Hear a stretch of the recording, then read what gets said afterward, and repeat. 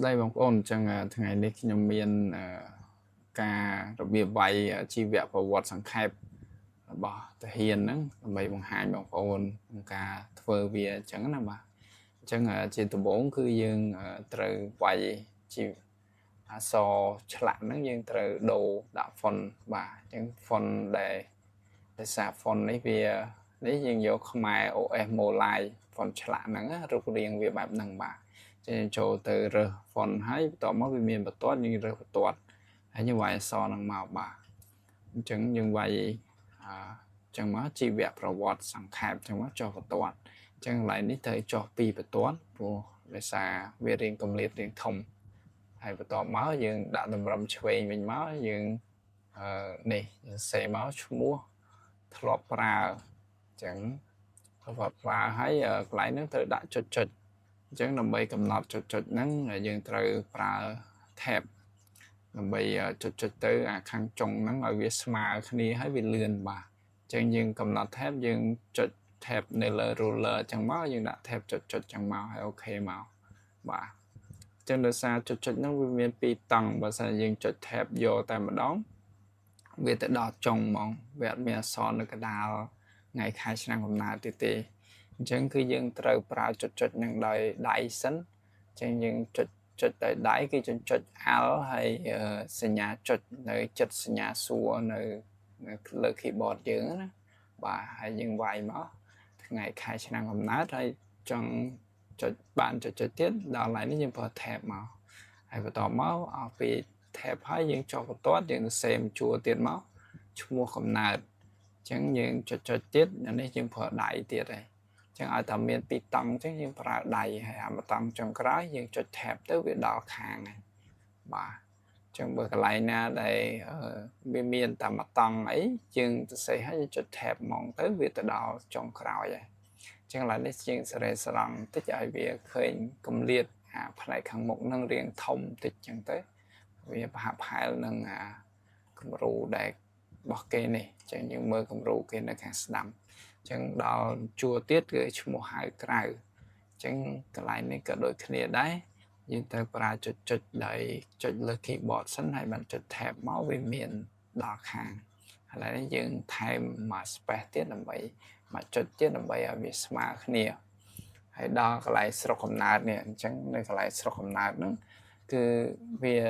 មានតាមមកជក់មកមួយអញ្ចឹងទេអញ្ចឹងយើងចុច tab ទៅដល់ខាងវាលឿនអញ្ចឹងណាចុចបន្ទាត់មកវាអត់មានអីចុចទាំងអស់យើងចុច tab ដែរអញ្ចឹងតាម tab ទៅដូចគ្នាអញ្ចឹងកន្លែងទីលំនៅនេះដូចគ្នា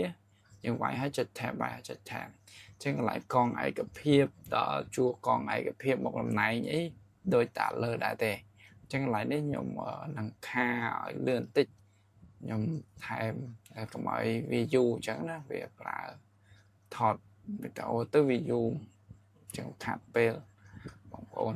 អញ្ចឹងកន្លែងនេះវាតម្រង់ដូចតាលើដែរទេយើងខាវាតិចទៅលឿនតិចបាទ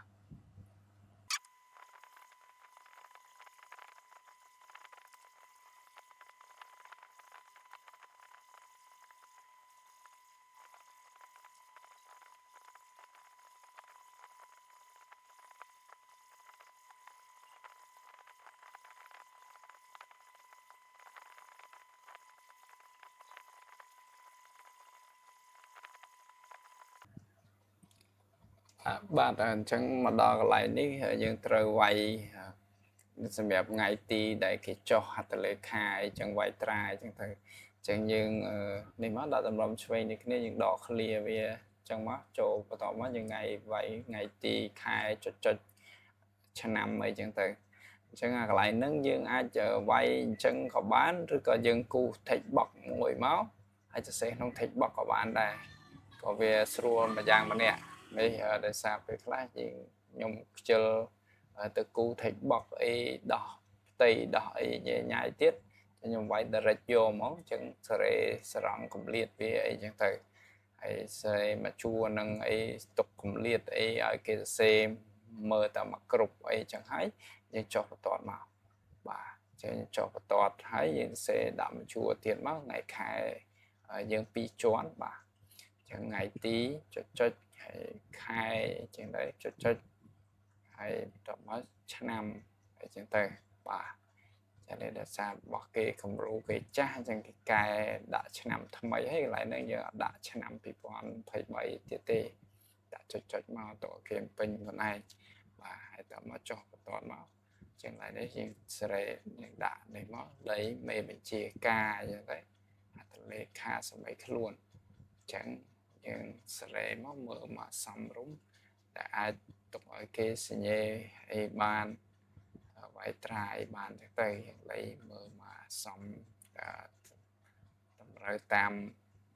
នេះរបស់យើងឯកសាររបស់យើងបាទចឹងកន្លែងនេះខ្ញុំអត់ទាន់បានសេរី space វាទីមួយវាត្រូវមានស៊ុំបាទវាត្រូវដាក់ស៊ុំបន្ទាត់អីចឹងទៅហើយវាសល់ space ខាងនេះហ្នឹងវាធំដែរចឹងកន្លែងនេះយើងលៃដាក់រូបថតសិន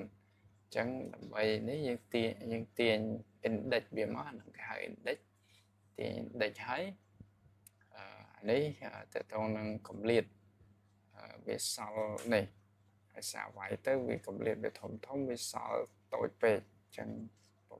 វាចោះហត្ថលេខាឬក៏ដិតស្នាមមេដៃអីអត់គ្រាន់អញ្ចឹងស្រែកម្រិតហើយបន្ទាប់មកយើងគូសនេះ save សម្រាប់ឲ្យគេបិទរូបថតដាក់ប្លង់ឲ្យគេបិទរូបថតហើយហ្នឹងអញ្ចឹងយើងនេះមកយើងគូសហើយដើម្បីនេះដោះផ្ទៃដូរផ្ទៃដល់អីយើងចូល save format បាទអញ្ចឹងកន្លែងនេះត្រូវចូលទៅ save format បាទអញ្ចឹងយើងចុចលើ save ហ្នឹងមកហើយយើងចូលទៅ save format មកហើយយក save field ហើយយក no field មក save online យើងបកខ្មៅមកហើយដើម្បីឲ្យសេអក្សរនៅក្នុងហ្នឹងយើងម៉ៅស្ដាំយក add text ចឹងយើងទៅសេអក្សរយើងដាក់ពណ៌ខ្មៅហើយមកយើងសេទៅវាចេញពណ៌ខ្មៅហ្មងបើអត់ដាក់ពណ៌ខ្មៅទេអត់សេទៅមើលឃើញទេអញ្ចឹង4x6 អីចឹងទៅគេបិទរូបថត4x6 បាទចេះដាក់ដូរ font Times New Roman អីចឹងទៅដូចយើងមើលតាមគំរូរបស់គេចឹងណាបាទអញ្ចឹងកន្លែងនេះទៀតខ្ញុំសេរីនេះ space អីទៀតវាដីវាមកចកើកុំឲ្យវាតូចពេកកុំឲ្យធំពេកស្រួលគេយកទៅសេពេញអញ្ចឹងណាយើងដីនេះ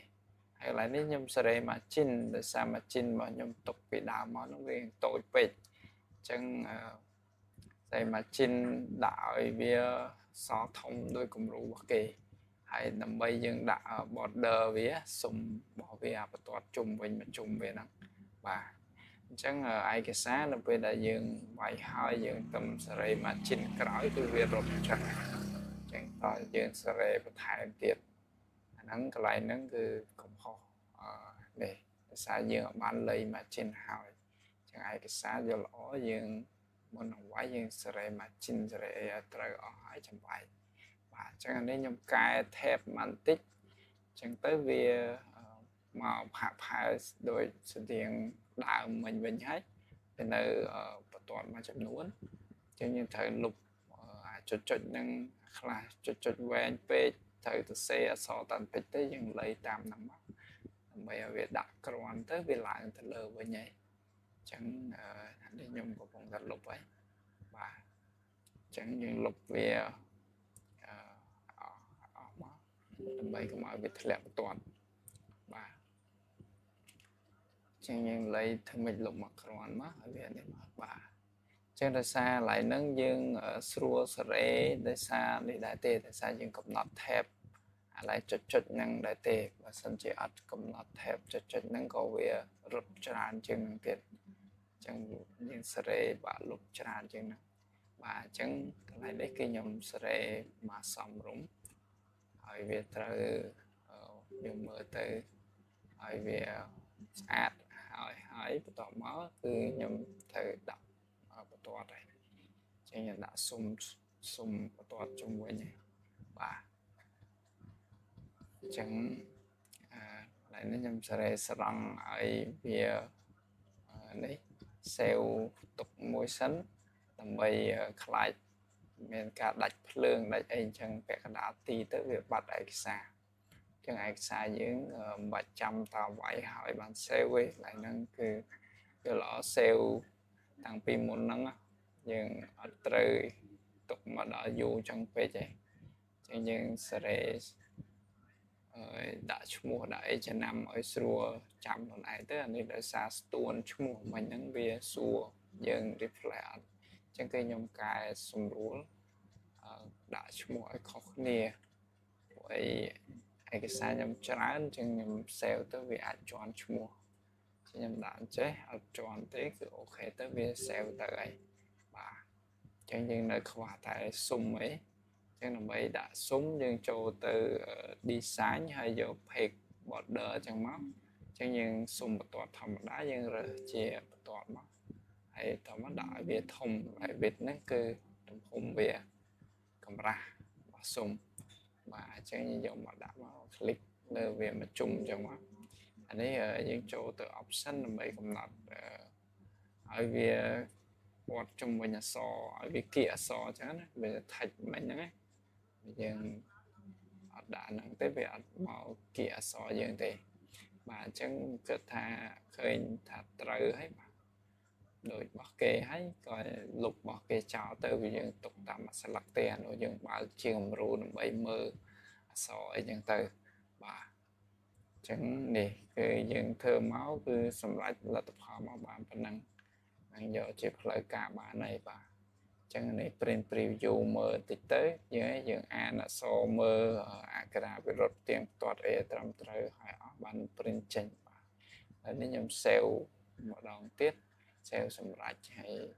ចឹងនេះបើយើងចង់ print យើងចុចពាក្យ print មួយទៅគឺ print ចេញហើយបាទ